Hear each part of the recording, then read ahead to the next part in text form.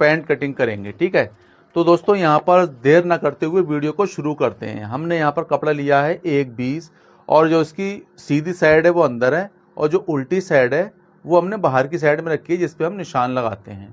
ठीक है, तो इस तरीके से लंबाई में हमें कपड़ा लेना है इस तरीके से, और यह है हमारा अरज में और यह ऐसा है लंबाई में। तो यहाँ पर हम इस तरीके से लगाएंगे एक निशान। अब सबसे पहले जान लें इसका नाप। ठीक है, इसकी लंबाई है 38 इंच, कमर है 34 इंच, हिप है 38 इंच, थाई है 23.5 इंच और बॉटम है 14 इंच। ठीक है, अब देखो हमने यहाँ पर एक निशान लगा दिया। निशान लगाने के बाद में इस तरीके से 1 इंच ऊपर निकालने के बाद में यहाँ पर लगाएंगे एक लंबाई का निशान। 2.5 इंच लेंगे बॉटम में फोल्ड होने के लिए। ठीक है, और इसको इस तरीके से मार्किंग कर लेंगे।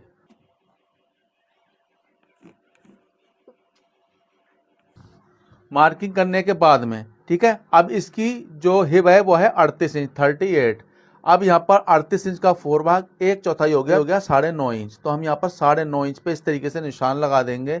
निशान लगाने के बाद इस तरीके से ड्रॉ कर लेंगे। ड्रॉ करने के बाद अब हमें लेना है शेप स्केल और इस तरीके से यहाँ पर शेप दे देंगे। ठीक है, करीब 1.5 इंच ऊपर निकालने के बाद में इस निशान से शेप देने के बाद में इसकी लेंथ रखना है पॉकेट की, रखना है 7.25 इंच। ठीक है, इस जगह से, और इसका जो फैलाव रखना है वो रखना है 2.5 इंच। अब यहाँ पर हम इस तरीके से मार्किंग कर लेंगे। अब आप यहाँ पर कहेंगे कि आपने यहाँ पर 7.25 इंच क्यों रखा, मुंह ज़्यादा हो जाएगा।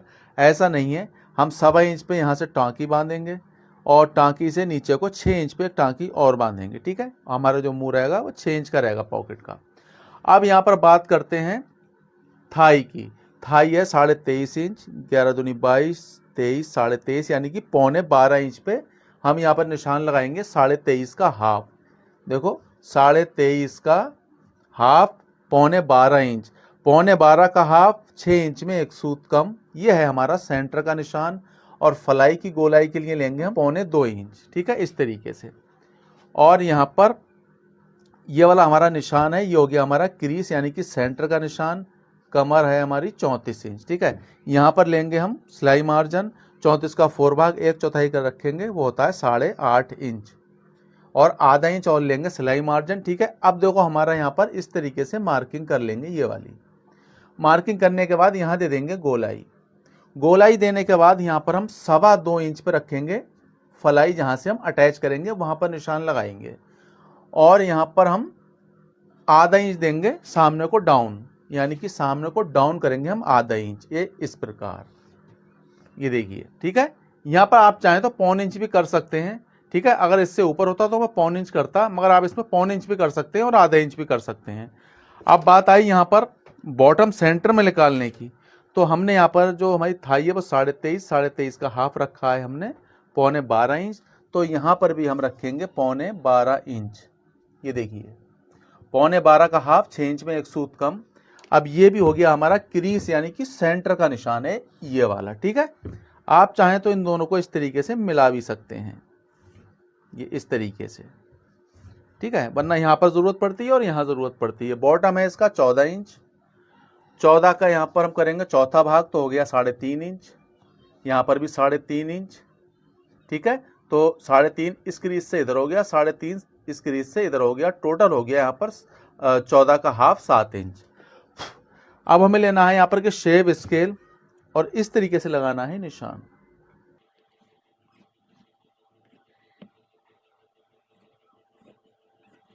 अब आप देख सकते हैं यहाँ पर हमारे निशान लग चुके हैं। अब इसकी हम करेंगे कटिंग।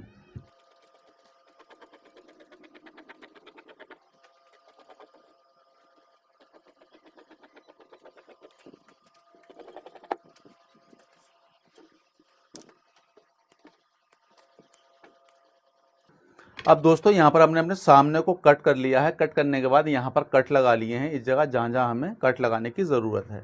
उसके बाद अब हमें करना है अपना back part cutting. Back part cutting करने के लिए दोस्तों इस तरीके से हम बिछाएंगे कपड़े को।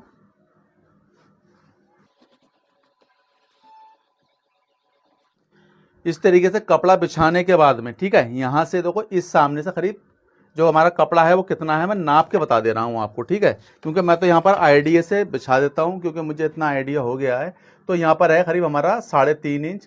आप 4 इंच तक बिछा सकते हैं, ठीक है, क्योंकि हमारे यहाँ पर एक्स्ट्रा मार्जिन भी हमें लेना ज़रूरी होता है। अब हम सबसे पहले जो निशान लगाते हैं वो ये वाला लगाते हैं। अब दूसरा निशान लगाएंगे वो ये वाला लगाएंगे, ये देखिए, ठीक है।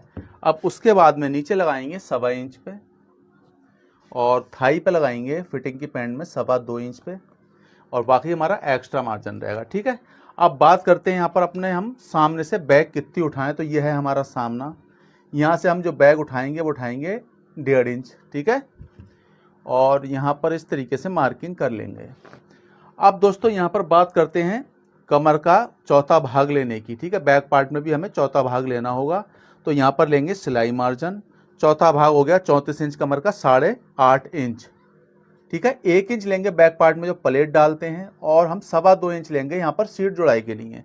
1 इंच जो हमने ये प्लेट के लिए लिया है यहाँ पर, ठीक है, वो हमारे यहाँ पर बैक पार्ट में इस तरीके से ये प्लेट पड़ेगी, ठीक है। इस चीज़ का ध्यान रखें, तो ये वाली, ठीक है, 1 इंच की प्लेट पड़ेगी, यहाँ पर हमारी पॉकेट बनेगी। तो ये हमने ये लिया है यहाँ पर, ठीक है। अब दोस्तों बात करते हैं हेब है 38 का चौथा भाग हो गया 9.5 इंच। तो यहाँ पर सिलाई मार्जिन लगाने के बाद ही निशान लगाएंगे, ठीक है। आधा इंच की लूजिंग देंगे और इस तरीके से यहाँ पर मार्किंग कर लेंगे। यहाँ दे देंगे गोलाई, ये इस तरीके से, ठीक है। इस जगह से हमें कटिंग करना है, तो यहाँ से हम आधा बीच में लाएंगे निशान, और यहाँ से फिर हम इस तरीके से निशान लगा लेंगे। निशान लगाने के बाद में अब हमें लेना है शेप स्केल, ऊपर से मिला के रखना है इस तरीके से, और यहाँ पर निशान लगा देना है हल्का सा क्रॉस। उसके बाद में यहाँ पर ये लेंगे एक्स्ट्रा मार्जिन। दोस्तों यहाँ पर हमारे निशान लग चुके हैं, इसकी हम कर लेंगे कटिंग।